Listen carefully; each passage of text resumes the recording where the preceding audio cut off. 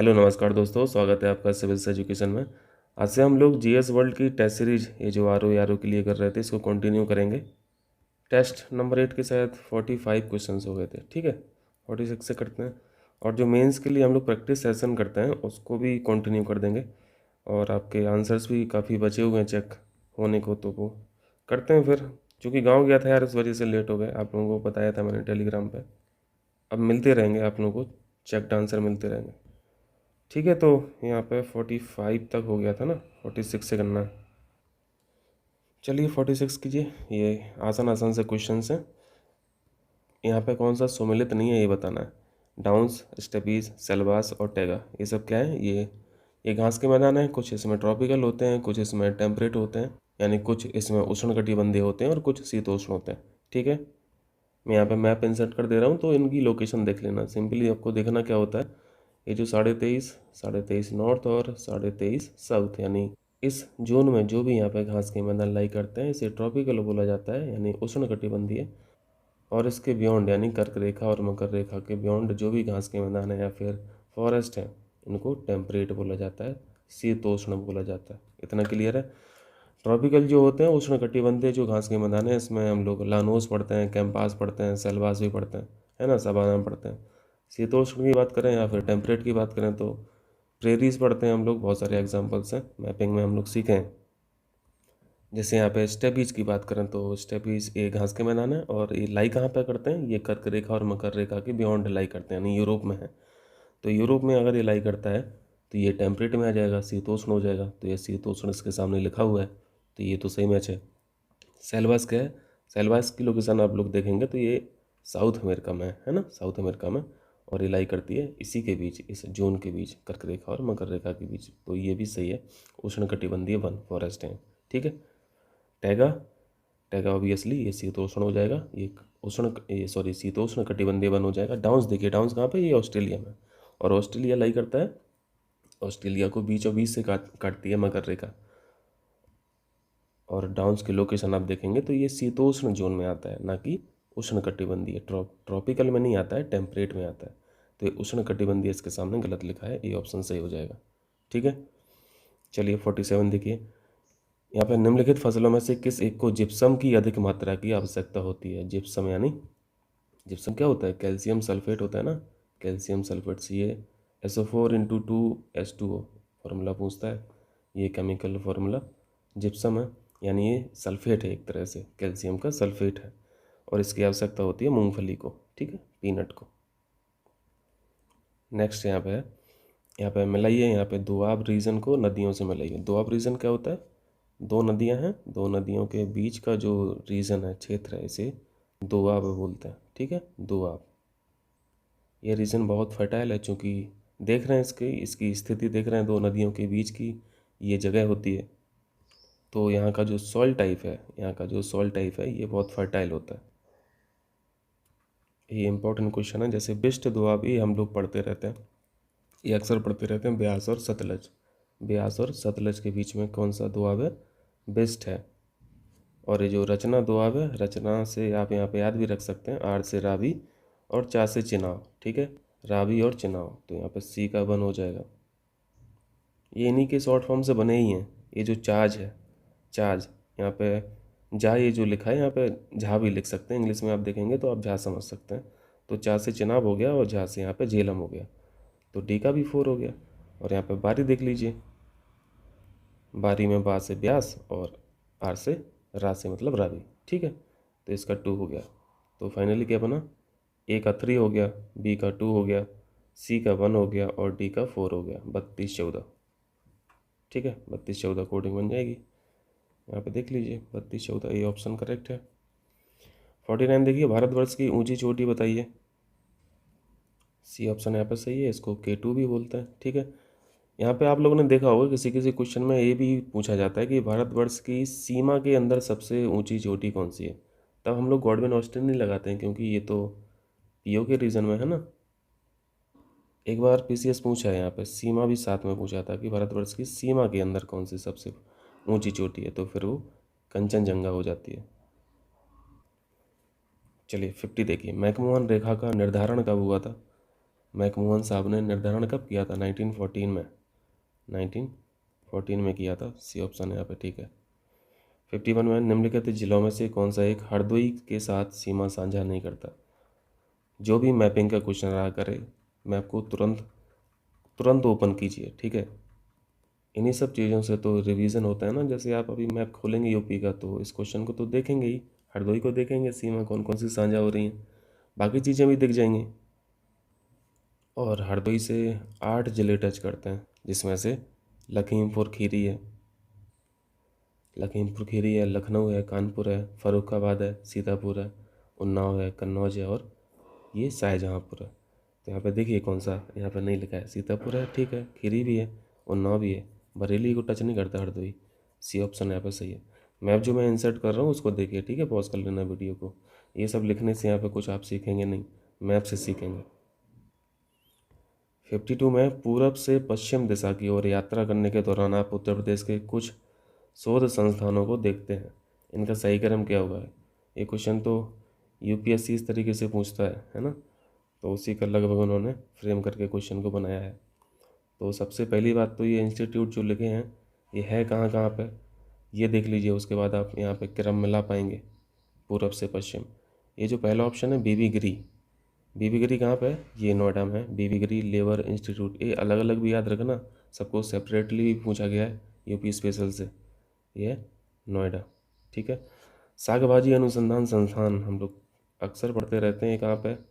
ये बनारस में, ये बनारस में। तीसरा ऑप्शन है यहाँ पे दीनदयाल पशु अनुसंधान संस्थान। सारे क्वेश्चंस पूछे गए इंडिविजुअली भी, है ना। ये मथुरा में। अब यहाँ पे मिला दीजिए, नोएडा आपके पास है, बनारस आपके पास है, मथुरा आपके पास है। तो सबसे ईस्ट में कौन है? सबसे ईस्ट में तो बनारस है ना। ये सबसे ईस्ट में हो गया, ये ईस्टर्न लिख दे रहा हूँ मैं। अब ईस्ट से वेस्ट की तरफ आइए तो आपको मथुरा मिलेगा, फिर मथुरा से और वेस्ट में आएंगे तो आपको नोएडा मिलेगा, ठीक है। ये सीक्वेंस बन जाएगा, ये मिला लेना। 53 देखिए, कतन्निया घाट वन्यजीव बिहार के संदर्भ में कौन सा कथन असत्य नहीं है?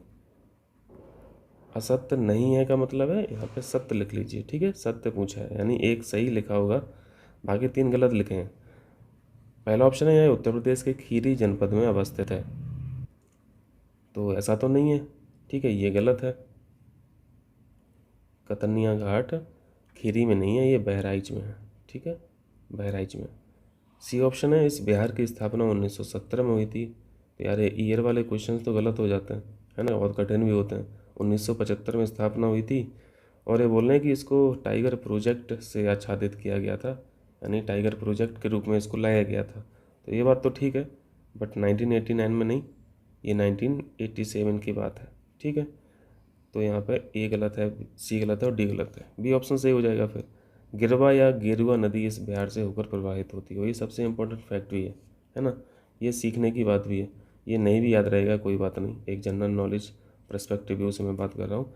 गिरवा और गेरुआ नदी इस बिहार से होकर जाती है। ऐसा ही पूछा जा सकता है कि उत्तर प्रदेश की गेरुआ नदी किस वन्यजीव अभ्यारण्य से होते जाती है, तो आप यहाँ पे कतन्निया घाट याद रखना, ठीक है। चलिए 54 देखिए, यहाँ पे काफ़ी इन्होंने जानकारी पूछ ली है। उत्तर प्रदेश की राजधानी और इसके नामकरण के संदर्भ में बताइए। तो इसके नाम भी समय समय पर बदलते रहे, है ना, और राजधानी भी समय समय पर बदलती रही हैं। जैसे यूपी की अगर बात करें तो यहाँ पर सबसे पुराना नाम जो उत्तर प्रदेश का था वो उत्तर पश्चिम प्रांत था, उत्तर पश्चिम प्रांत था।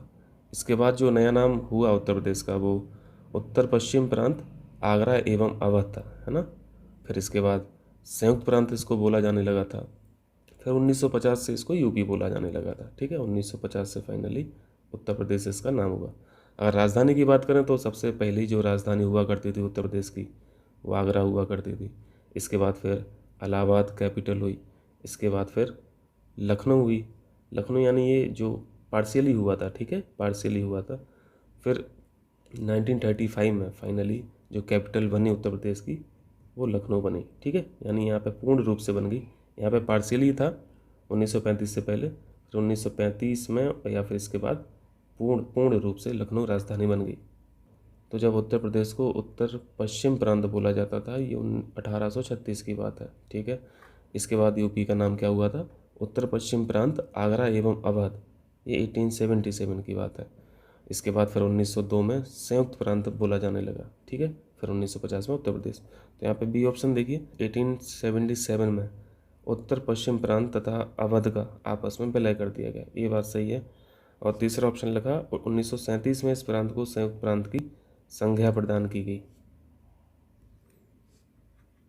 तो ये बात बिल्कुल करेक्ट है। संयुक्त प्रांत जो बोला जाता था उत्तर प्रदेश को, ये संज्ञा प्रदान की गई थी 1937 में, और ये 1950 तक रही, ठीक है। 1950 में फिर उत्तर प्रदेश बोला जाने लगा, संयुक्त प्रांत की संज्ञा खत्म हो गई। तो यहाँ पे दूसरा और तीसरा सही है, ठीक है, दूसरा और तीसरा सही है। नेक्स्ट देखिए, यहाँ पे कौन सा सम्मिलित नहीं है ये बताना है।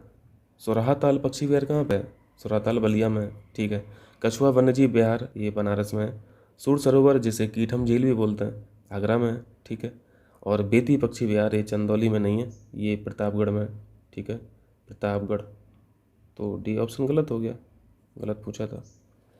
56 देखिए, उत्तर प्रदेश का वह नृत्य यहाँ पे जिसमें महिलाएं अपने सर पर पहिया रखकर उसके ऊपर घड़ा रखकर नृत्य करती हैं, बहुत इंपॉर्टेंट, ये आर्ट एंड कल्चर का क्वेश्चन है। 56 में यहाँ पे चरकुला हो जाएगा, ठीक है, चरकुला। और चरकुला को हम लोग कैसे याद रखते हैं? चर से हम लोग चारा याद रखते हैं। चारा कौन खाती हैं? गाय खाती हैं।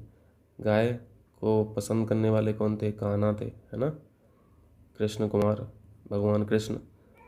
और भगवान कृष्ण को हम लोग जानते हैं ब्रज क्षेत्र से संबंधित थे, ठीक है। तो ऐसे याद रखते हैं हम लोग। चरकुला कहाँ से है? ब्रज भूमि का लोक नृत्य है, ठीक। चलिए 57 है, उत्तर प्रदेश के प्रमुख क्रांतिकारी एवं उनके शहादत स्थल के संदर्भ में कौन सा कथन सत्य है? देखो इनको कौन को किसको यहाँ पे कहाँ पे फांसी दी गई थी। राम प्रसाद बिस्मिल, गोरखपुर में इनको फांसी दी गई थी, गोंडा में नहीं दी गई थी, ठीक है, गोरखपुर में। पहला गलत हो गया, सत्य बताना है। राजेंद्र लाहिड़ी को प्रयागराज में फांसी दी गई थी, ये भी गलत है, यहाँ पे गोंडा होना चाहिए, इनको गोंडा में फांसी दी गई थी। और रोशन सिंह को यहाँ पे गोरखपुर लिखा है, ये गोरखपुर भी गलत है, इनको प्रयागराज में हुई थी, ठीक है। रोशन सिंह को फांसी हुई थी प्रयागराज जेल में। तो यहाँ पे 3 गलत हो गए, ठीक है, एक ही सही बचा है। अशफाक उल्ला खां को अयोध्या में फांसी दी गई थी, ये बिल्कुल सही है, सी ऑप्शन यहाँ पे सही हो जाएगा, ठीक। काफ़ी इन्फॉर्मेशन मिल जा रही है यार एक क्वेश्चन से, क्योंकि स्टेटमेंट वाले क्वेश्चन है ना, तो 4 इन्फॉर्मेशन तो आ ही जाती हैं। 58 है यहाँ पे, doctor Ambedkar institute of technology for handicraft. ये हैंडीक्राफ्ट नहीं होना चाहिए, हैंडीकैप्ड होना चाहिए, ठीक है। विकलांगों का जो तकनीकी संस्थान है वो कानपुर में है, ठीक है, ये हैंडीकैप्ड है, डी ऑप्शन सही है। ये पूछा भी है कई बार UPPCS। 59 में नेपाल से सीमा बनाने वाले कुल कितने जनपद हैं? तो सब आसान आसान से क्वेश्चन है ना। 7 जिले हैं ऐसे। 7 जिले कौन कौन से हैं? यहाँ पे भी मैप लगाएं, ठीक है, लगा देंगे मैप। और पॉज करना और देखना उसको, तब तो मैप लगाने का पर्पज़ है, नहीं तो मेरा फिर 5 से 10 मिनट खर्च होता है एक इमेज इंसर्ट करने में। डाउनलोड करो, फिर एडिट करो, है ना। या तो आप लोग मैप बगल में रखो, देखो तो ज़्यादा बेटर है, या फिर मैं यहाँ पे दिखा दूँ, ठीक है, मैं लगा दूंगा, कोई दिक्कत नहीं है। यहाँ पे सृष्टि देखिए, यहाँ पे ये जो लिखे हैं देवा, आला, कर्मा, सुलहकुल, इसमें से कुछ फोक डांस हैं, कुछ मेले हैं, है ना। जैसे देवा का मेला कहाँ होता है? ये बाराबंकी में होता है, ठीक है। आला उदल हम लोग यहाँ पे बुंदेलखंड रीजन का ये फोक डांस है, ये सॉरी फोक सॉन्ग है, ठीक है। कर्मा, कर्मा कहाँ से रिलेटेड है? ये तो बिल्कुल गलत है, ये तो बहुत बेसिक सा क्वेश्चन है। कर्मा सोनभद्र और मिर्ज़ापुर रीजन का है, ठीक है, मथुरा गलत है यहाँ पर, सी ऑप्शन सही है जो गलत था। सुलहकुल हम लोग जानते हैं, ये आगरा में होता है। 761 देखिए यहाँ पर, चीफ इलेक्शन कमिश्नर CEC के संदर्भ में बताइए, जो गलत है वो बताइए। आर्टिकल बताएंगे, आर्टिकल 324 में है ना, इलेक्शन कमीशन पढ़ते हैं हम लोग 324 में। पहला है यहाँ पर राष्ट्रपति द्वारा नियुक्ति की जाती है, ये बात सही है, तो अपॉइंटमेंट तो आप प्रेसिडेंट से करा देना, ठीक। दूसरा है उसी विधि से हटाया जाता है जिस विधि से उच्चतम न्यायालय के न्यायाधीश को, ये बात भी ठीक है। सी में लिखा है मुख्य निर्वाचन आयुक्त राष्ट्रपति के प्रसाद पर्यंत पद रहता है। अगर ये बात सही है तो दूसरी गलत होगी, अगर दूसरी सही है तो तीसरी गलत होगी, है ना। तो दूसरी बात सही है, ये प्लेजर ऑफ प्रेसिडेंट पे काम नहीं करते हैं, इनका हटाने का जो तरीका है वो उच्चतम न्यायालय के न्यायाधीशों का जो प्रोसीजर है उसी मेथड से हटा सकते हैं। और जो प्रसाद पर्यंत रहते हैं उनको तो प्रेसिडेंट कभी भी हटा सकता है, तो ये सी ऑप्शन गलत लिखा है, ठीक, गलत ही बताना था, सी सही है। 62 है, भारत परिषद अधिनियम 1909 के संदर्भ में बताइए। इसको तो हम लोग मार्ले मिंटो के नाम से भी जानते हैं, मार्ले मिंटो एक्ट है, ठीक है। इसको सुधार बोलते हैं अंग्रेज लोग, बट ये कोई रिफॉर्म तो थे नहीं, ना ये सुधारते हैं ना। ये सब चीज़ें तो भारत को डिफॉर्म करने वाली चीज़ें थी, है ना। मैं इसको डिफॉर्म बोलता हूँ, डिफॉर्मेशन करने के लिए एक्ट थे, रिफॉर्म करने के लिए नहीं थे। इस अधिनियम ने जो सबसे गंदा काम किया वो क्या था, ये था सेपरेट इलेक्टोरल, ये मुसलमानों के लिए जो पृथक निर्वाचक वर्ग की जो व्यवस्था की इस अधिनियम ने, ये बात तो सही है, ठीक है। दूसरी में लिखा है यहाँ पे, इस अधिनियम के द्वारा कार्यकारिणी परिषद में विधि सदस्य के रूप में पहली बार भारतीय को नियुक्त किया गया था, ये बात भी ठीक है। और उनका नाम था सत्येंद्र प्रसाद, इनको कार्यकारिणी परिषद में विधि सदस्य के रूप में चुना गया था। तो यहाँ पे पहली और दूसरी बात सही हो गई। सी ऑप्शन तो गलत लिखा है, मॉन्टेक्यू चेम्सफोर्ड सुधारे से थोड़ी ना बोलता है, मॉरेले मिंटो सुधारा बोला जाता है, ये तो 1919 के अधिनियम को बोला जाता है, ठीक है। तीसरा गलत है, पहला और दूसरा सही हो जाएगा। यहाँ पे सही पूछा था ना, सही पूछा था, एक और दो हो जाएगा। चलिए नेक्स्ट कीजिए। अनुसूचियों के संदर्भ में बताइए, शेड्यूल्स के बारे में बताइए। टोटल शेड्यूल्स कितनी है, टोटल शेड्यूल्स 12 हैं। पहले कितनी थी, 8 थी, बाद में यानी 4 जोड़ी गई। 4 कौन कौन सी, 9वीं 10वीं 11वीं और 12वीं। 9वीं किससे संबंधित है, लैंड रिफॉर्म से संबंधित है ना, भूमि सुधारों से संबंधित है। 10वीं एंटी डिफेक्शन लॉ है, दल बदल कानून। 11वीं में पंचायती राज है, इसमें रूरल बॉडीज़ हैं, है ना, रूरल लोकल बॉडीज़ जो हैं, और इसमें 12वीं में अर्बन लोकल बॉडीज़ हैं, नगर पालिका। ये जो 9वीं सूची जोड़ी गई थी यही पहला संविधान संशोधन था, ठीक है, पहला संविधान संशोधन 1951। और ये जो 10वीं अनुसूची है एंटी डिफेक्शन लॉ की, दल बदल कानून की, ये 1985 में जोड़ी गई थी, है ना, 1985 में। और 11वीं अनुसूची और 12वीं अनुसूची ये 1992 में जोड़ी गई थी। 73वां और 74वां संविधान संशोधन हम लोग पढ़ते हैं, लागू वर्ष 1993 पढ़ते हैं। पहली बात पढ़िए, 10वीं अनुसूची केवल संसद के सदस्यों और विधानमंडल के सदस्यों पर ही लागू होती है, बिल्कुल सही है। दूसरा है, 1951 में अंतरिम संसद द्वारा संविधान में प्रथम संशोधन द्वारा 9वीं अनुसूची जोड़ी गई, ये सीखा हम लोगों ने यहाँ पर, ठीक है। ये पहला संविधान संशोधन था, फर्स्ट था 1951 में, ये बात सही है। तीसरा यहाँ पे लिखा है, 9वीं अनुसूची में रखे गए कानूनों की वैधता की जांच किसी भी कोर्ट द्वारा नहीं की जा सकती है, तो ये गलत है, ठीक है। एक समय पे ये बात सही हुआ करती थी, लेकिन 2007 के बाद जो जजमेंट आया सुप्रीम कोर्ट के द्वारा, तो उसमें आया था कि अब इसकी भी 9th शेड्यूल का भी यहाँ पे जुडिशल रिव्यू हो सकता है, न्यायिक पुनर्निरीक्षण किया जा सकता है, न्यायिक समीक्षा की जा सकती है, ठीक है। तो ये ध्यान रखना आप लोग। तीसरा पॉइंट इम्पॉर्टेंट है, तीसरा गलत है, ठीक। चौथा है, 10वीं अनुसूची यानी 10th शेड्यूल जो है पंचायती राज संस्थाओं, और ये तो महागलत लिखा हुआ है। 10वीं अनुसूची तो एंटी डिफेक्शन लॉ है ना, पंचायती राज संस्थाएं नगर पालिकाएँ ये तो 11वीं और 12वीं है। तो तीसरा चौथा गलत है, पहला और दूसरा सही है, बी ऑप्शन सही हो जाएगा। 64 है, भारतीय संविधान में सन्निहित मूल अधिकारों की अवधारणा किस देश के संविधान से ग्रहण की गई है। मूल अधिकार, फंडामेंटल राइट्स यानी रॉकी माउंटेन, और रॉकी कहाँ पे है, ये यूएसए में है, ठीक है। 65, नियंत्रक एवं महालेखा परीक्षक CAG, controller auditor general of India का कार्यकाल पूछा है, 6 साल या फिर 65 साल, ये होता है ना, 6 और 65, ये ऑप्शन सही है। इसको वाचडॉग बोलते हैं ना। तो संसद के द्वारा जो भी फंडिंग की जाती है गवर्नमेंट को, यानी काउंसिल ऑफ मिनिस्टर को ही तो काम करना होता है ना, सरकार वही होती है, रियल वास्तविक सरकार वही होती है। तो वास्तविक सरकारों का खर्चा सही हो रहा है, सही इन्वेस्टमेंट गवर्नमेंट कर रही है नहीं कर रही है, ये सारी चीज़ें देखता है सीएजी। तो ये तो मोटी मोटी बात हो गई, ऊपर ऊपर की बात हो गई, लेकिन जब इसका आप विश्लेषण करेंगे तो आप पाएंगे कि सीएजी भाई जो है वो पूरा डिपेंडेंट है काउंसिल ऑफ मिनिस्टर पे ही।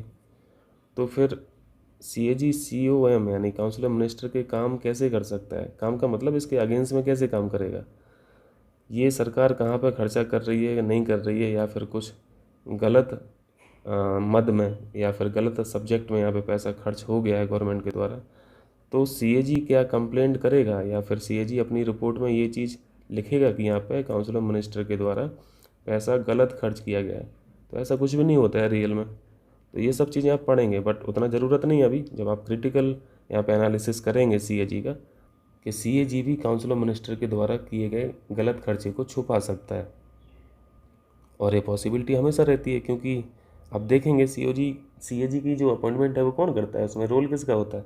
उसमें काउंसिल ऑफ मिनिस्टर का होता है, बहुत बड़ा रोल होता है। तो सोचता तो हर कोई अपने पद के बारे में सोचता है, प्रतिष्ठा के बारे में सोचता है, और फ्यूचर रिटर्न्स के बारे में भी सोचता है। तो ये सब सारी चीज़ें यहाँ पे क्रिटिकल एनालिसिस में लिखी जाती हैं। अगर पॉलिटी से क्वेश्चन आएगा तो फिर ये वाला पॉइंट आप डाल सकते हैं, ठीक है। वो हम लोग मेंस का प्रैक्टिस कर ही रहे हैं, तो वहाँ पे एक क्वेश्चन ज़रूर आएगा, तो वहाँ पे लिखिएगा। चलिए 66 देखिए, राज्य मंत्री परिषद के संबंध में निम्नलिखित कथनों पर विचार करें। एक, काउंसिल ऑफ मिनिस्टर हम लोग पढ़ते हैं, है ना, संसद वाली पढ़ते हैं। संसद में राज्यसभा है और लोकसभा है।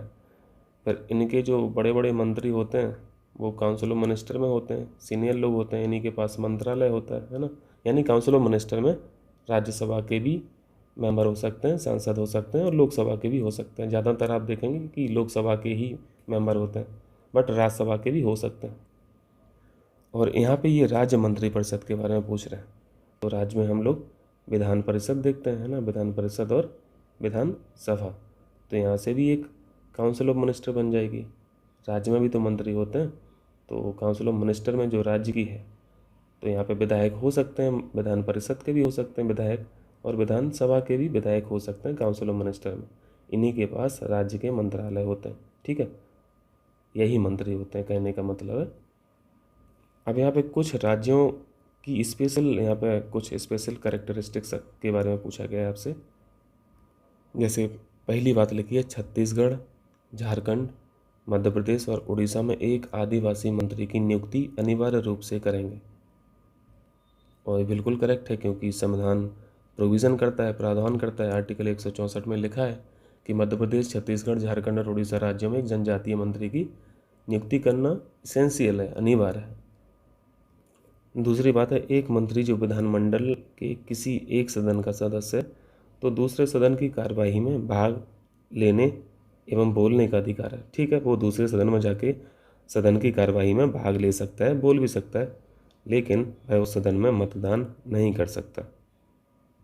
इस लाइन को ठीक से पढ़ना, लेकिन वह उस सदन में मतदान नहीं कर सकता जिसका वह सदस्य है। तो ये तो गलत लिखी ना भाई, जिस सदन का वो सदस्य है उसमें तो मतदान कर ही सकता है ना, उसमें क्यों नहीं कर सकता? सदस्य मत या वोट उसी सदन में देगा जिस सदन का वह सदस्य है, ठीक है, ये बात है। लेकिन यहाँ पे इन्होंने कुछ उल्टा लिखा है, दूसरी बात यहाँ पे गलत है, केवल एक हो जाएगा। चलिए नेक्स्ट कीजिए जल्दी से। क्या है, 67 है। 67 में मुख्यमंत्री के संवैधानिक कर्तव्यों को दिए गए कूट की सहायता से चयन करें। पहली बात लिखी है, मुख्यमंत्री राज्य के कार्यों के प्रशासन संबंधी विनिश्चय राज्यपाल को संसूचित करता है। ऐसी किसी राज्य के CM की भी ड्यूटीज़ हैं, और इनको ये जो ड्यूटी का निर्वहन करना है, जैसे वहाँ पे अगर आप संसद की बात करें, आर्टिकल 78 की बात करें, जहाँ पे PM साहब के यहाँ पे कर्तव्य ड्यूटीज़ हैं, तो PM साहब, काउंसिल ऑफ मिनिस्टर क्या कर रही है, ये काउंसिल ऑफ मिनिस्टर के काम यहाँ पे प्रेसिडेंट को उनको बताना पड़ता है कि सरकार ये करने जा रही है, फिर सरकार ने फलानी स्कीम लॉन्च की है, वो इस तरीके से बताता है।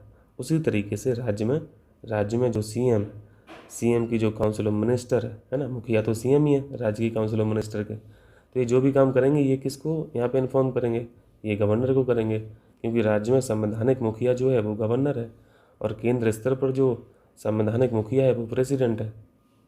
तो राज्य स्तर पर ये बात सही है। दूसरी बात है, मुख्यमंत्री विधि संबंधी जानकारी के बारे में राज्यपाल को यहाँ पे संसूचित करता है, ठीक है, ये बात भी सही है। तीसरी बात है, मुख्यमंत्री किसी विषय को जिस पर किसी मंत्री ने भी निश्चय कर लिया है किंतु मंत्री परिषद ने विचार नहीं किया है, तो राज्यपाल द्वारा अपेक्षा किए जाने पर परिषद, यानी जो काउंसिल ऑफ मिनिस्टर है राज्य की, परिषद के समक्ष रखवाता है। ये बात बिल्कुल ठीक है। अगर किसी विषय पर किसी एक मंत्री के द्वारा डिसीजन लिया गया, निर्णय लिया गया, लेकिन उसकी बहस मंत्रिपरिषद में नहीं हुई, यानी उसका जो डिसीजन है वो मंत्रिपरिषद में सामूहिक रूप से नहीं लिया गया, तो ऐसे विषय पर क्या होगा, राज्यपाल यहाँ पर निर्देश देगा काउंसिल ऑफ मिनिस्टर को कि जो आपके एक मंत्री ने निर्णय लिया है उस पर बहस होनी चाहिए। ऐसा यहाँ पर राज्यपाल निर्देश दे सकता है काउंसिल ऑफ मिनिस्टर को, ठीक है, तो ये बात लिखी है तीसरे पॉइंट में। तो यहाँ पे सारी बातें सही हैं, केवल क्या है यहाँ पे, सभी सही हो जाएगा। 68 देखिए, उच्च न्यायालय के संदर्भ में बताइए, हाई कोर्ट्स के बारे में बताइए। हाई कोर्ट हम लोग कौन से आर्टिकल में पढ़ते हैं? सुप्रीम कोर्ट बताइए पहले तो, 124 में पढ़ते हैं ना। तो इसी को दो को एक की जगह बैठाना होता है तो 214 होता है, तो यहाँ पे हाई कोर्ट हो जाते हैं और यहाँ पे सुप्रीम कोर्ट हो जाता है। ठीक, बाकी हम लोग आर्टिकल 32 और 226 तो पढ़ते ही हैं। रिट इशू करने का जो राइट है सुप्रीम कोर्ट को, वो आर्टिकल 32 के द्वारा है, और हाई कोर्ट को रिट इशू करने का जो राइट है वो आर्टिकल 226 के द्वारा है। और आपने ये भी सीखा है कि रिट्स इशू में ज़्यादा अधिकार किसके पास है? हाई कोर्ट के पास है, सुप्रीम कोर्ट के पास बहुत ज़्यादा राइट्स नहीं है। ये तो सिर्फ फंडामेंटल राइट पे ही रिट इशू कर सकते हैं सुप्रीम कोर्ट, लेकिन हाई कोर्ट जो है इनकी रिट इशू के मामले में जो शक्ति है वो सुप्रीम कोर्ट से बहुत ज़्यादा है, क्योंकि यहाँ पे हाई कोर्ट जो है वो फंडामेंटल राइट पे तो रिट इशू करते ही हैं, साथ में जो भी अदर राइट्स हैं फंडामेंटल राइट्स के अलावा, ठीक है, उन पर भी ये रिट इशू कर सकता है। हाई कोर्ट कर सकता क्या, करता है। इस वजह से हाई कोर्ट की जो रिट इशू पावर है वो ज़्यादा है। ठीक है, ये तो बेसिक बातें हो गई। यहाँ पे जो क्वेश्चन पूछा है इसको देखिए, उच्च न्यायालय हाई कोर्ट के जो न्यायाधीश हैं इनकी नियुक्ति राष्ट्रपति कोलिजियम की अनुशंसा पर करेगा। ठीक है, ये बात ठीक है, फाइनली अपॉइंटमेंट तो राष्ट्रपति ही करता है, लेकिन अनुशंसा होना चाहिए कोलिजियम की। दूसरा पॉइंट है, हाईकोर्ट के न्यायाधीश को शपथ राज्यपाल अथवा राज्यपाल द्वारा अधिकृत किए गए व्यक्ति द्वारा दिलाई जाती है। ये बात ठीक है, यहाँ पे कंफ्यूज मत होना, ठीक है। राज्यपाल और राष्ट्रपति को लेके प्रेसिडेंट जो है वो अपॉइंट करते हैं हाईकोर्ट के जज को, लेकिन जो शपथ वाली बात है, शपथ कौन दिलाता है? राज्यपाल दिलाता है। तीसरी बात है, हाईकोर्ट के न्यायाधीशों की योग्यताओं का उल्लेख जो है वो संविधान के 217 में है। देखो 214 तक तो पहुंच गए थे आप, है ना। यहाँ पे हाईकोर्ट है, 217 में इनकी एलिजिबिलिटी है। तीसरा भी सही है, यहाँ पे सभी सही है, डी ऑप्शन सही हो जाएगा। क्लियर है? चलिए 69 देखिए, हाईकोर्ट के संबंध में बताइए। सॉरी, हाईकोर्ट नहीं, यहाँ पे सुप्रीम कोर्ट के बारे में पूछा है। ये सुप्रीम कोर्ट सर्वोच्च न्यायालय है ना। 124 अभी देखे थे, आर्टिकल 124 में उल्लेख है। ठीक है, पहली बात देखिए, मूल रूप से सुप्रीम कोर्ट में जजेस जो थे इनकी संख्या 8 यहाँ पे डिसाइड की गई थी। पहली बात ठीक लिखी है, मूल संविधान में 8 लोगों की व्यवस्था थी, 1+7 की व्यवस्था थी, माने यानी CJI और 7 अलग जज, बाकी जज जो हैं टोटल 8। दूसरी बात है, राष्ट्रपति सर्वोच्च न्यायालय को नियमित करने के लिए अधिकृत है, नियमित करने के लिए, रेगुलेट करने के लिए। तो ऐसा तो नहीं है भाई, सुप्रीम कोर्ट के जो जजेस हैं उनकी संख्या की बात हो या फिर उनके ज्यूरिडिक्शन की बात हो या फिर उनके सर्विस रूल्स की बात हो, तो ये सारे अधिकार किसको दिए गए हैं? ये संसद के पास हैं, ठीक है। तो ये राष्ट्रपति शब्द ये गलत लिखा है, दूसरी बात गलत है, केवल एक हो जाएगा। 70 में पूछा गया है, निम्नलिखित में से सामाजिक, आर्थिक और राजनीतिक न्याय का उल्लेख संविधान के कौन से उपबंधों में हुआ है? तो ये तो आसान है, प्रियम्बल में दिख जाते हैं 3 शब्द, सामाजिक, आर्थिक और राजनीतिक न्याय, है ना। प्रियम्बल में दिखते हैं, प्रस्तावना में दिखते हैं, और DPSP में भी दिखते हैं। DPSP में आर्टिकल 38 पढ़ना तो आपको दिख जाएगा। तो दूसरा और चौथा यहाँ पर सही है। इनका विस्तार कहाँ से कहाँ तक है? मूल अधिकार का आर्टिकल 12 से आर्टिकल 35। DPSP का विस्तार है आर्टिकल 36 से आर्टिकल 51। और ये जो फंडामेंटल ड्यूटी हैं इनको तो बाद में जोड़ा गया था, है ना। चलिए फिर इतना कीजिए, मिलते हैं फिर नेक्स्ट डे में।